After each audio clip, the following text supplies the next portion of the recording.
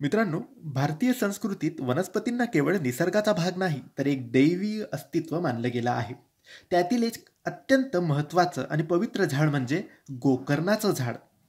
मित्रांनो, हे गोकर्णाचं झाड निळ्या रंगाचं फुलं देतं. हे आकर्षक असून शांती, भक्ती, आध्यात्मिक उन्नतीचं प्रतीक मानलं जातं. गोकर्णाचं झाड जर तुमच्या घरात, अंगणात किंवा देवघराजवळ असेल, तर असे अनेक सकारात्मक बदल आपल्याला जाणवायला लागतात. याची फुलं रोज देवाला वाहिल्यास मनशांती, एकाग्रता आणि घरातील तणाव दूर होण्यास मदत होते. या झाडाला धार्मिक दृष्टिकोनातून देखील खूप महत्त्व आहे. विष्णू, लक्ष्मी, शंकर, विशेषतः शनिदेव यांना गोकर्णाचे फूल अत्यंत प्रिय मानलं जातं. मित्रांनो, शास्त्रात म्हटलं आहे की गोकर्णाचं फूल हे नकारात्मक ऊर्जा नष्ट करतं. ज्या घरात रोज या झाडाची फुलं उमलतात त्या घरात दैवीय ऊर्जा वास करते. अडचणींमध्ये अडकलेली कामं पूर्ण होऊ लागतात, मनात नकोसे विचार कमी होतात आणि ईश्वरावरचा विश्वास अधिक दृढ होतो.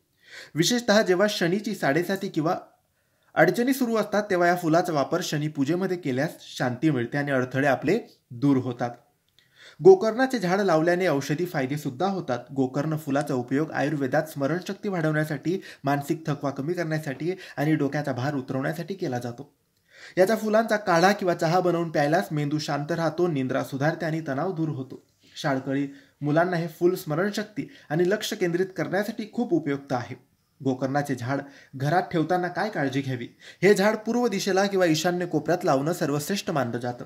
झाड पवित्र आहे, म्हणून त्याचं पान, फूल किंवा फांदी तोडताना आदरभाव ठेवावा.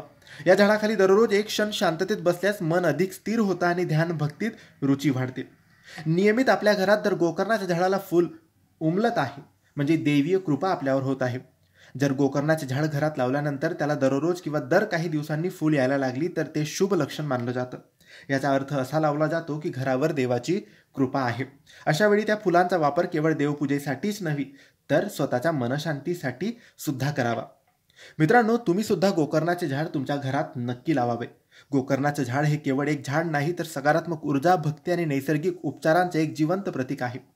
घरात अशा झाडांचं अस्तित्व असणं म्हणजे आपल्या आयुष्यात देवाची सतत उपस्थिती जाणवणं असतं. म्हणूनच हे झाड शक्य असल्यास आपल्या घरात नक्की लावावं, त्याची सेवा करावी आणि त्याचे फूल देवाला नक्की अर्पण करावे. या झाडामुळे, या फुलांमुळे आपल्या जीवनात शांती, समृद्धी आणि सकारात्मक अनुभव येतात. निगेटिव्हिटी, नकारात्मकता, वाईट शक्ती, राहूकेतूचा वास आपल्या घरापासून लांब राहतो. तर नक्की गोकर्णाचे झाड तुमच्या घरात तुम्ही लावायला अजिबात विसरू नका. धन्यवाद. श्री स्वामी समर्थ.